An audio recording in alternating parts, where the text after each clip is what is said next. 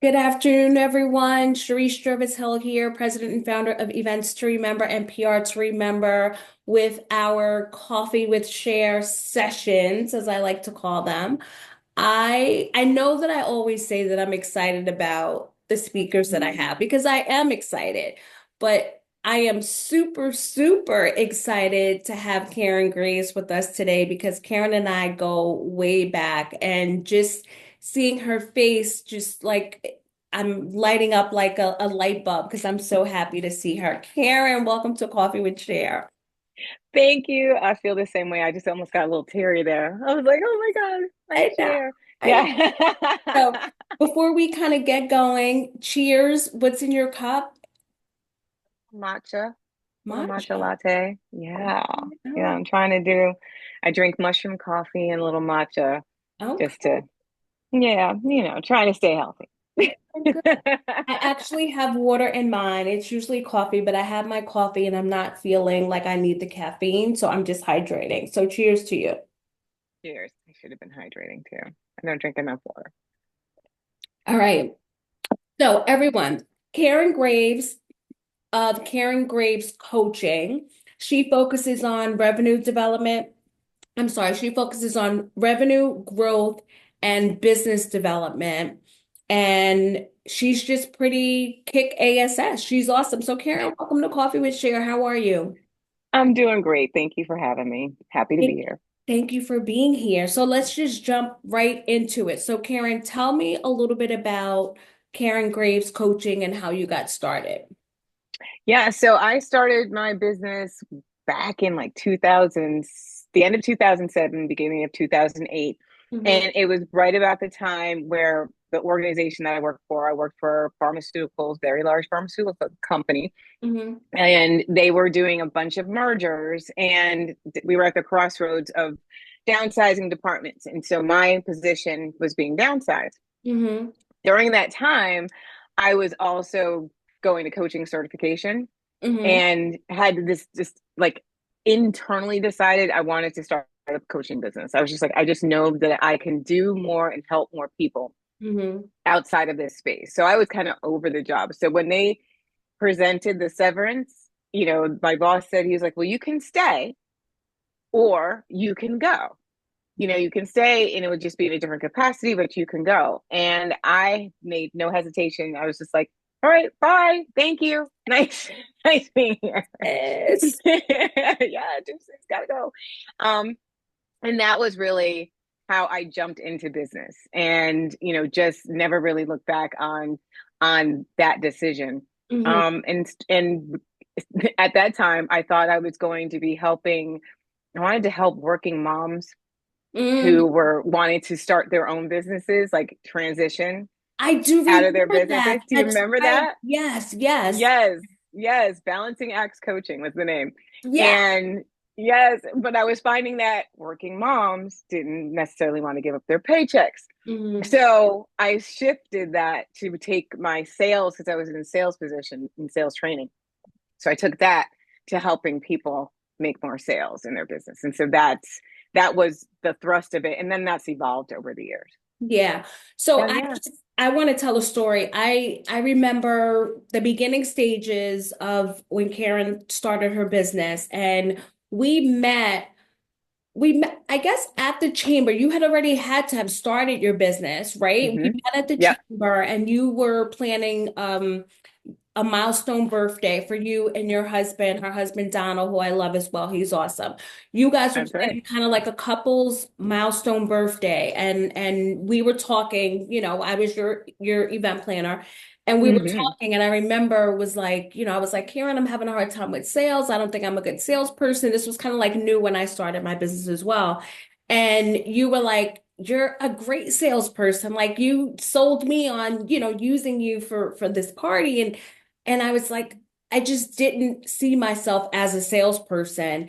And you really taught me that that was my selling style.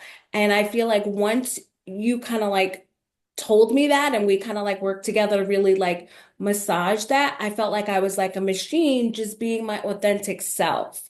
So I tell people that all the time when they're like, oh, you're so great at selling. And I'm like, I really don't feel like I'm selling. I'm just kind of being me.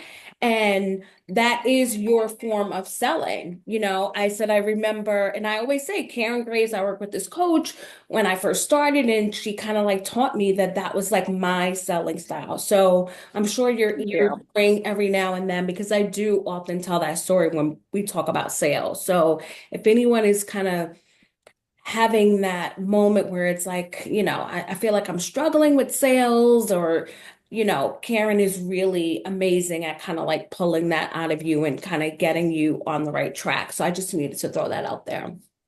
I so appreciate that. I appreciate hearing that. Yeah, I mean, to me, you're not necessarily selling, you're just having conversations about what you're passionate about, and you're making sure that what you're passionate about is matching what they're looking to have to build. And so if that matches, then you're just talking. Yeah. I think the problem comes is when people do put the filter of this is a sales conversation because that puts pressure, Mm-hmm. right? That means I have to do something, I have to make them do something. And you should never feel that way, in my opinion. You should always feel like I'm just providing you enough information for you to make a decision that's going to help you, solve whatever it is that you're trying to solve. Mm-hmm. And when you Yes. come from that, then it's just a conversation. And they're either going to say yes, they want your help in that moment, or maybe they might want your help later, or no, they don't want your help. But, there's never anything wrong with having the conversation. And you're not bad or wrong if somebody says Mm-hmm. no. Yep, what she just said, y'all. So Karen, um, what tell us a little bit about your approach and how you feel like what really sets you apart from other coaches that are kind of in your space or kind of focus on some of the things that you focus on. Yeah, so there's a lot of business coaches. There's a lot of marketing coaches. There's a lot of sales coaches out in the space. And I think one of the things that you've been highlighted is that my approach to business is you need to create something that you're in love with, because you're going to be in your business hopefully a long time, and it should be something that you're excited about having. And that doesn't mean that you're not going to have rough times. It doesn't mean that it's going to be, a walk in the park all the time, but you should be in a place where you never want to quit it. Like you don't want to end that relationship with your business. Mm-hmm. And so my approach is really building that love in your business by making sure that you are authentic in everything that you do. So the expression of your business feels natural to you. Everything that you do feels like a natural extension of who you are and how you normally and naturally act. As a matter of fact, I had a group coaching session earlier, and I was talking about selling to different personality styles and behavioral styles. Mm-hmm. And, but it's always starts with you got to know yours first in order to flex to somebody else. And what I find is that so many business people get into business and they get lost of comparing themselves to others or trying to make their business like somebody. I mean, I did it.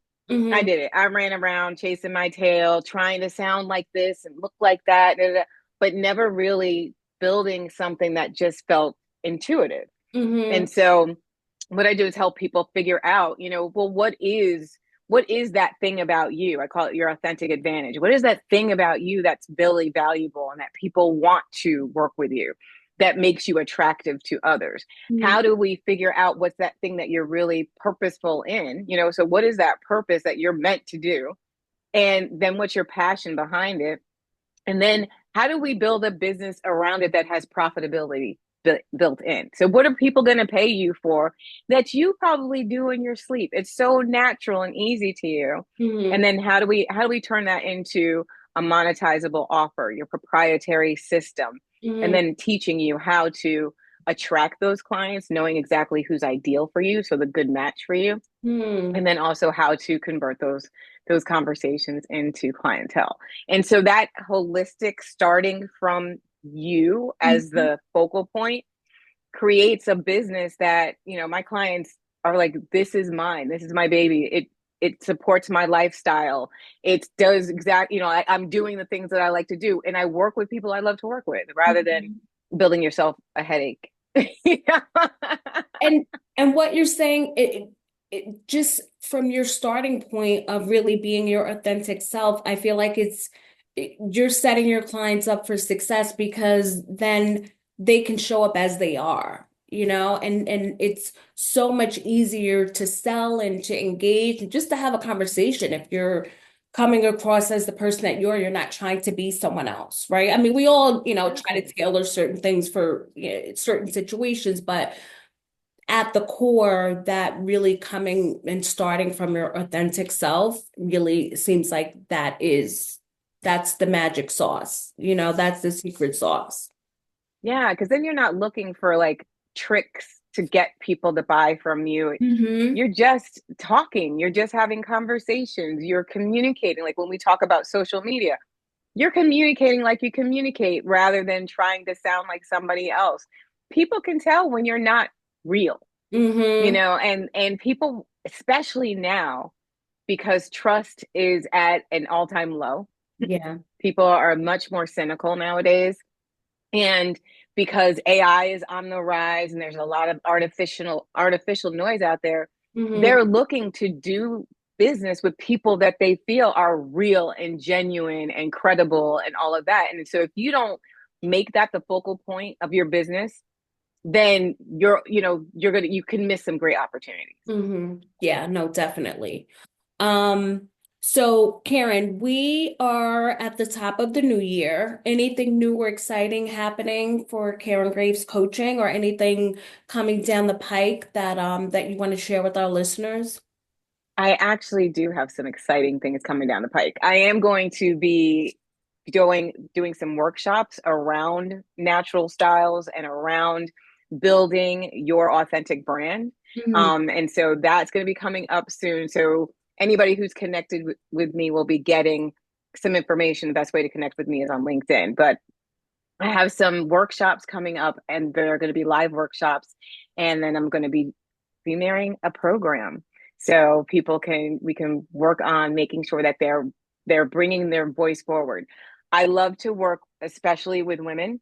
I Hmm. feel that women are on the rise. Yes. Like let's just call it what it is. We're tired, folks. We are so tired of being underestimated and and carrying the weight of everything for everybody. And I think also too, my crowd is usually women who are in that age range where you've worked for decades, have like so much knowledge like in your pinky Hmm. that can make such a dramatic difference, but maybe still a little bit hesitant about going really broad and wide and being visible and vocal. And so, what I'm doing is challenging women who've determined that they want to step into their own businesses and they want to own their own, to raise their voices and to and really focus on feeling comfortable and confident and more visible and more vocal and getting and making money Hmm. doing what their purpose is. And so all of my workshops will be about how do we do that and how do you do it in a way that you can release your second guessing and self doubts and really get to the point where you're like, my place is here. I'm claiming my space. I So love it. it's exciting. Yeah. Good stuff. Good stuff. The right timing. So yeah, everybody that is listening, make sure you follow Karen LinkedIn, Karen Graves on LinkedIn because she helped me tremendously and I'm sure that it'll be a great asset for you. Um, so we are coming up on our last question, although I feel like I could sit here and talk to you all day. Both Me have to too. get back to work. So this question, everybody knows this is my favorite question because this podcast is really geared towards entrepreneurs, new entrepreneurs, entrepreneurs that have been in business for a while that are having a rough patch, entrepreneurs that are doing amazing in their business and really just, want to hear tips and things that they might be able to kind of implement and add in just to kind of get them through. So Karen, what kind of advice would you share for any of those scenarios? Anyone, any of our listeners, like whichever you want to focus on, let us know. Yeah. So I'll address all of them. So the first one, if I were just starting out and I was brand new, Mhm. I would very quickly determine where I want to stake my claim. Like, Mm, where do I want to make this my space? So identifying whatever that burning passion or purpose that's been on your mind. Because most of the times there, I find people have been thinking about starting a business for a really long time. Hmm. Stop thinking about it, start getting into it, start doing your business and finding out, find evidence that what you're thinking about is a viable business. And then once you determine that you're doing that, then go out there and start the business. Now, with that, you're going to need to determine, what who you want to be in the marketplace. And so very quickly make that determination of who you want to be and who are the best clients for you and what is the specific problem that you are going to solve. What are you going to be known for as Mm. the problem solver? Because and focus on that thing. Don't change and go over here and try to do everything for everybody. Get really good and very specific in the beginning. You start and you build. Once you have a solid foundation from there, then you can expand and grow into other areas. And kind of like when you started with events, right? And then Mhm. you switched into PR because you started to see that that was a natural extension of what you were doing. You were starting to place this PR for the companies that you work with. Well, why not offer as a service? Yeah. But had you tried to juggle that in the beginning, that probably would have been too much to handle because now I'm looking for PR clients and I'm looking for events clients. It Yeah. was a natural extension. Hmm. So find that space where you're really good, that you know that you can excel, go all in on it, and then expand from there. For and stop guessing, stop doubting, stop second guessing. Like if it keeps coming to you, it's meant to be. For those who are just having a rough patch, that would be a great question of asking, are you in the right market? Are you facing the right audience? What is it that is specifically stopping that movement forward? And so isolate what that specific reason is, and whether that's mindset, whether it's your marketing, whether it's your selling, whatever skill that you need to develop or area that you need to address it. Get over it.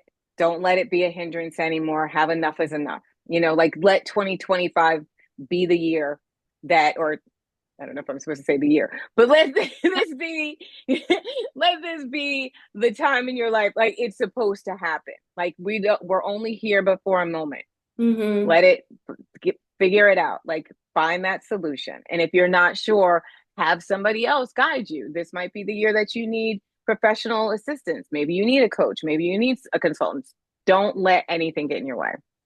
All right. So identify. And then for those who are doing great and things are going well, continue doing what's great.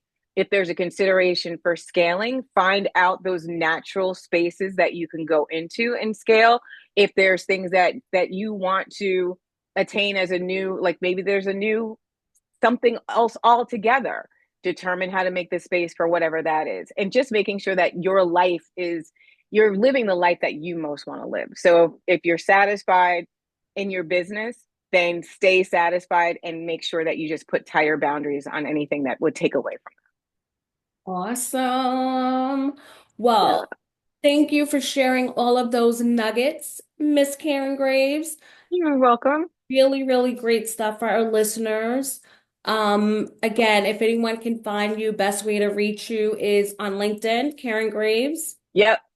Yep, I am hanging out on LinkedIn. I look for those who maybe you've been in corporate, maybe you're considering a pivot, there's something that you want to change in your business or in your direction on your career. Um, I'm the person to come to, especially if it's that I want to grow this business and I want this business to complement my lifestyle, then let's do that. And people that are just unclear about sales. I feel like, Yes. Oh my gosh, yes. that for me was like golden. So, Yes. yeah. Yeah, if you're not making enough money or you're having a challenging time hitting your sales goals and you're like something's off and I don't know what to do with it, then let's have a conversation because I can definitely help you figure out what's going on in your sales and help you make more.